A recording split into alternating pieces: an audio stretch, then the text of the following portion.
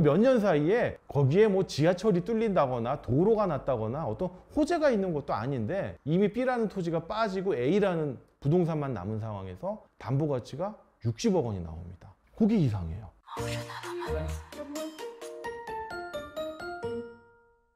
안녕하세요. 신탁의 신 오상민 변호사입니다. 이번에 설명드릴 영상은요, 부동산 담보 신탁의 공매 절차 막을 수 있다, 제 4탄입니다. 실제 제가 했던 사례고요. 이번에는 조금 독특한 사례여가지고 또 급히 영상을 만들게 됐습니다. 일단 이제 공매를 중단하여 달라고 법률 상담을 오는 의뢰인들의 공통된 이야기가 있어요. 어떤 얘기냐면 너무나 억울하대요. 근데 솔직히 변호사 입장에서는 뭐가 억울한지 모르겠어요. 왜냐하면 공매 절차가 진행된다는 건 뭡니까? 그 대출금융기관하고 체결한 여신거래 약정 또는 대출 약정에서 기한의 이익을 상실하신 거잖아요. 즉 원리금 납부를 연체를 하다 안 돼가지고 기한의 이익이 상실돼서 공매 절차가 진행된다는 통보를 받으신 거잖아요. 즉 위탁자분들, 즉 공매 절차를 당하는 위탁자분들은 원죄가 있어요. 그런 거기 때문에 이분들의 공통적인 얘기가 이거예요. 첫째, 금융기관에서 공매 절차를 잠깐 중단해 주기로 했는데 갑자기 기습적으로 공매를 진행한다고 통보가 왔다.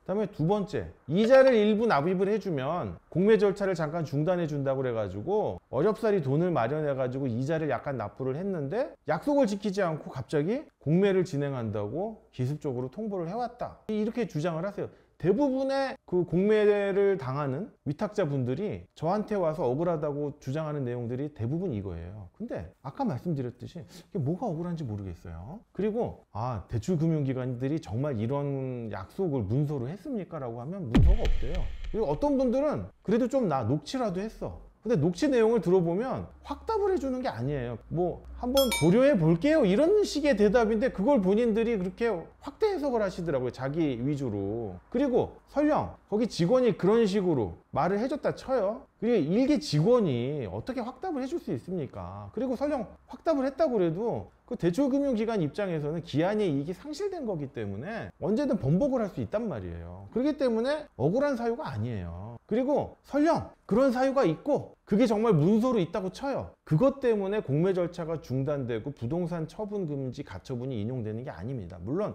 제가 신청서를 쓸 때 이런 부분도 하나의 한 꼭지로 넣어서 넣지만 공매 절차가 중단되고 부동산 처분 금지 가처분을 인용받는 그 사유들은 다른 사유들로 각각 공격을 하는 거예요. 그런 거기 때문에 사실 제가 별로 귀담아 듣진 않습니다. 근데 이번에 설명드린 사례는요, 이분도 똑같이 와서 억울하시대요. 그래서 제가 처음에는 그냥 좀 이게 흘려들었는데 사건을 검토하다 보니까 진짜 억울한 사정이 있는 거예요. 제가 보니까. 그래서 제가 이거 사건 파악하는 데만 2주가 걸렸어요. 왜냐하면 히스토리도 되게 복잡하고요, 여러 부동산이 얽혀 있어 가지고 상당히 복잡합니다. 그 과정에서 억울한 점, 그 다음에 대출금융기관의 부당한 업무 행태를 찾아내느라고 2주 정도가 걸린 겁니다.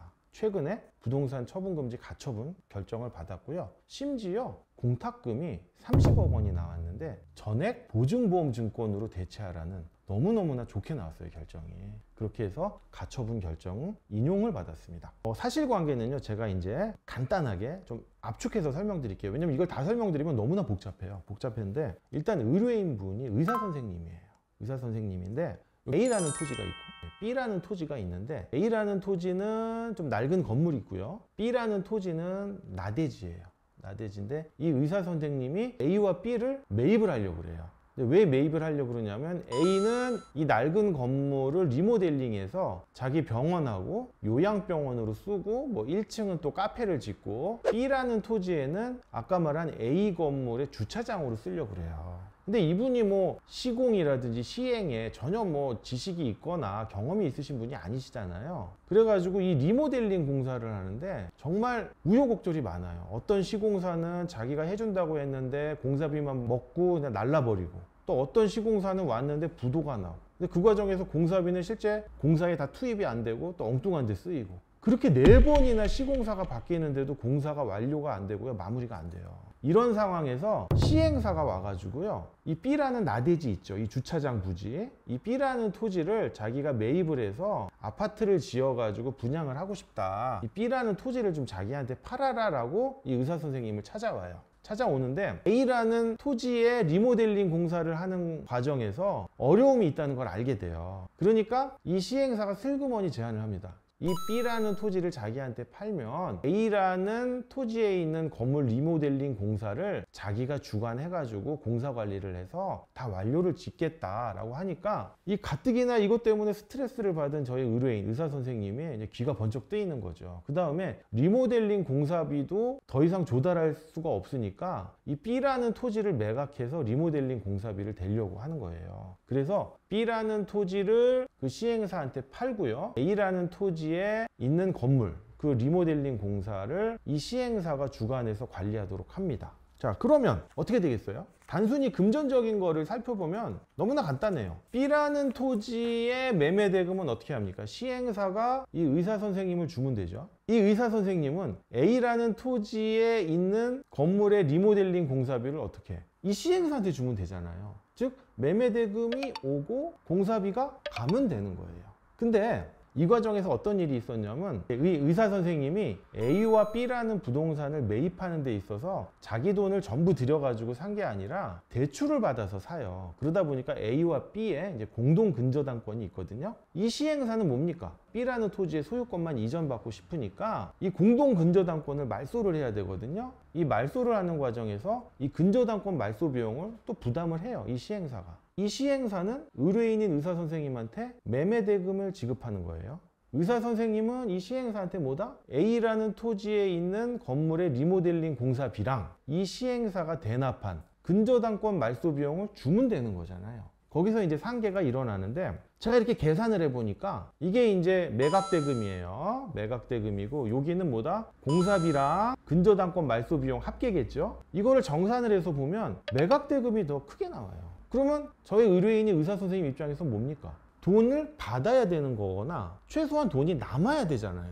근데 오히려 이 의사 선생님은 지금 상황에서 돈을 받지도 못하고요. 이 대출금융기관에 채무자로 전락해 있는 거예요.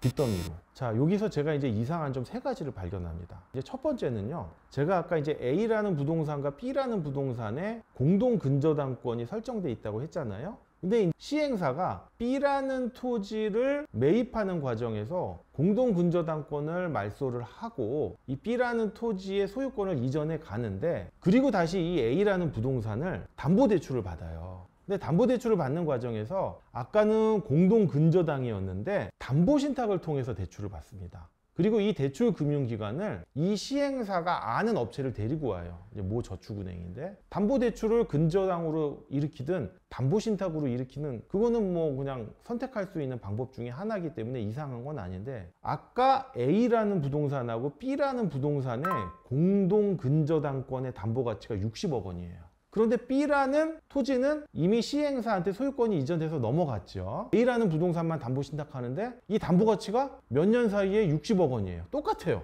아니 분명히 담보 목록에서 B라는 부동산이 날라갔어요. 제외됐단 말이에요. 그리고 몇 년 사이에 거기에 뭐 지하철이 뚫린다거나 도로가 났다거나 어떤 호재가 있는 것도 아닌데 이미 B라는 토지가 빠지고 A라는 부동산만 남은 상황에서 담보가치가 60억 원이 나옵니다. 그게 이상해요. 그 다음 이 A라는 부동산은 저의 의뢰인인 의사 선생님 소유겠죠. 그리고 담보신탁을 하면 이 의사 선생님이 위탁자가 되는 거예요. 그런데 이 담보신탁을 할 때 자기 채무를 담보하기 위해서 담보신탁을 하는 경우도 있지만 남의 채무, 제3자의 채무를 담보하기 위해서 담보신탁하는 경우도 있거든요. 이게 이제 물상보증 목적의 담보신탁인데 이 의뢰인이 의사 선생님이 위탁자가 돼서 담보신탁을 하면은 채무자가 뭐 본인이 돼야 되잖아요. 그래서 그 대출금을 자기가 가져가야 되잖아요. 가져가서 뭐 리모델링 공사비로 쓰든 아니면 아까 근저당권을 말소한 시행사한테 대위 변제를 해주던 그렇게 해야 되는데 이 담보신탁하는 과정에서 이 의사 선생님이 뭐 담보신탁이 뭔지를 알겠어요? 이 시행사가 다 주관해서 담보신탁을 체결하게 되는데 이 담보신탁의 채무자가 제3자예요. 전혀 모르는. 그러니까 이 담보신탁의 목적이 뭐가 됐냐면 이 제3자가 아까 말한 대출금융기관 즉 시행사가 데리고 온 저축은행의 대출금을 다 가져가는 거예요. 위탁자인 의사 선생님이 가져가는 게 아니고 이 제3자가 다 가져가는 겁니다. 그게 또 이상해요. 그러니까 물상보증의 목적으로 담보신탁을 체결한 것 자체가 이상해요. 그 다음 제3자가 그 대출금융기관으로부터 받은 대출금을 받아가지고 이 의사선생님, 즉 위탁자한테 주거나 아니면 의사선생님이 써야 될 비용에 대신 지급을 해주면 상관이 없잖아요. 거쳐가는 경로가 다른 거지 돈의 귀착점은 똑같으니까 상관이 없는데, 문제는 이 제3자가 이 대출금을 받는 과정에서 여러분 이제 대출금융기관이 대출을 일으킬 때 자금판이라는 걸 써요. 업계 용어인데, 이 자금판이라는 게 뭐냐면 모든 대출금 채무는요, 여신거래 약정 또는 대출 약정을 맺은 채무자한테 그 대출금이 가야 되거든요. 그건 당연한 거예요. 근데 가끔 그 채무자가 대출을 받기 전에 누군가한테 다른 채무가 있어요. 그러면은 이 채무자가 대출금융기관으로부터 그 대출금을 받아가지고 그 사람한테 다시 이체를 해야 되잖아요. 근데 그 과정에서 배달 사고가 일어날 수 있으니까 대출금융기관이 이 대출 채무자를 통하지 않고 제3자에게 직접 대출 채무를 쏩니다. 근데 이게 그냥 멋대로 쏘는 게 아니라요, 근거 자료가 있어야 돼요. 즉 이 대출 채무자와 이 돈을 받는 제3자 사이에 뭔가 계약서라든지 뭐가 있어야 돼요. 그렇기 때문에 이 사람이 대출 채무자로부터 돈을 받을 권리가 있구나, 그러니까 내가 대출 채무자를 통해서 이체하지 않고 직접 이체해도 되는구나, 이런 근거 자료가 있어야 되는데, 아까 그 담보신탁의 채무자가 위탁자 본인이 아닌 제3자라고 했죠.